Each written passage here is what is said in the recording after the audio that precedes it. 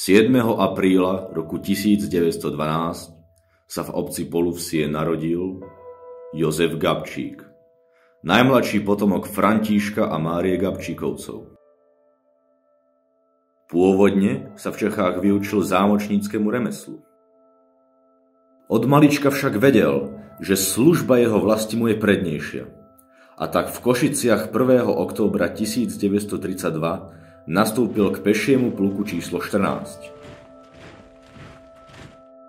Počas nasledujúcich 7 rokov bol niekoľkokrát povýšený až do hodnosti desiatnika.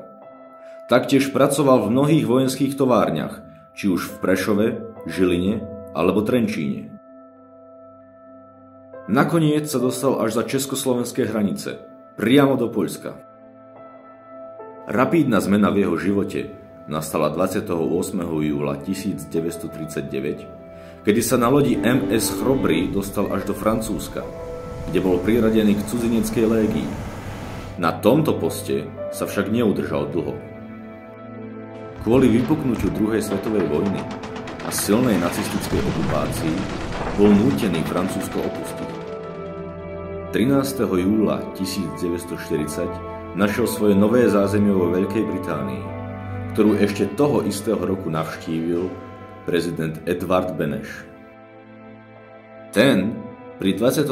výročí vzniku Československej republiky všetkých príslušníkov armády vyznamenal Československým vojnovým krížom.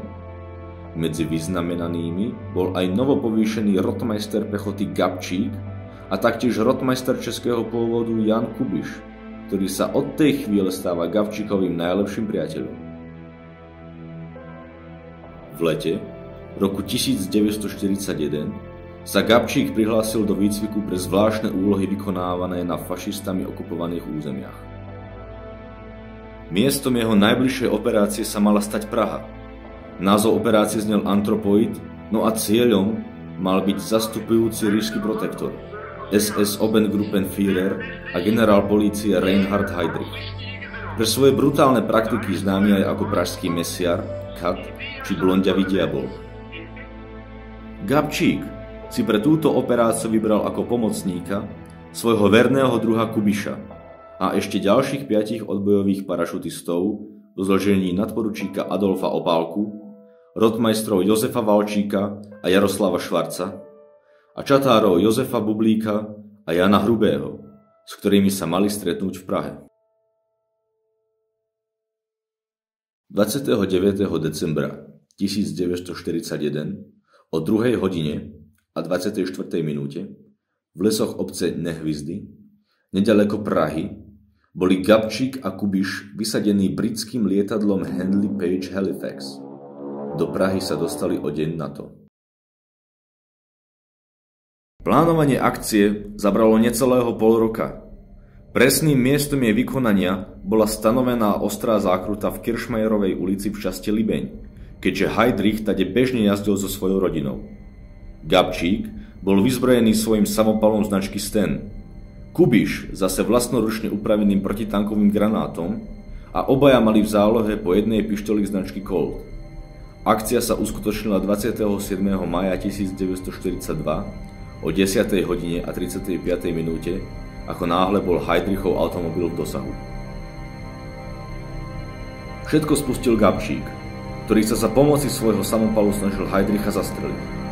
Zbraň však pre spriečený náboj hlavne nevystrelil, na čo pohotovo reagoval Kubiš a hodil pod zadné koleso auta svoj granát, ktorého čtvrtina trafila Heydricha priamo do chrbta, čo mu spôsobilo fatálne zranenie, ktorému on niekoľko hodín neskôr podľahol. Gabčíkovi a Kubišovi sa podarilo uniknúť.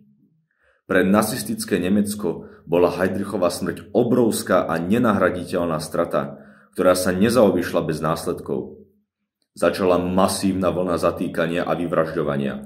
Hitler dal k tomu z pomsty vypáliť 2 české dediny, Ležáky a Lidice. Pokiaľ ide o Gabčíka a Kubiša, ukrývali sa na mnohých miestach. Ich posledným útočiskom sa stal pravoslávny katedrálny chrám svätého Cyrila a Metoda. Tento úkryt bol však odhalený nemeckou armádou kvôli svedectvu Gabčíkovho kolegu Karla Čurdy. Ten bol po vojne za tento čin odsúdený na trest smrti za vlastizradu. Gabčík, Kubiš, Opálka, Valčík, Švarc, Bublík a Hrubý, hrdinovia, ktorí bránili chrám neuveriteľných 7 hodín. Nakoniec boli ale nútení spáchať samovraždu zastrelením kvôli obrovskej presile a nedostatku munície. Jozef Gabčík, hrdina a vlastenec slovenského národa, zomrel 18. júna roku 1942. Po smrti bol niekoľkokrát povýšený so všetkými poctami. Naposledy v roku 2017 do hodnosti generálmajora in memoriam. Jeho čin ostane v pamiatkách Slovákov uchovaný navždy.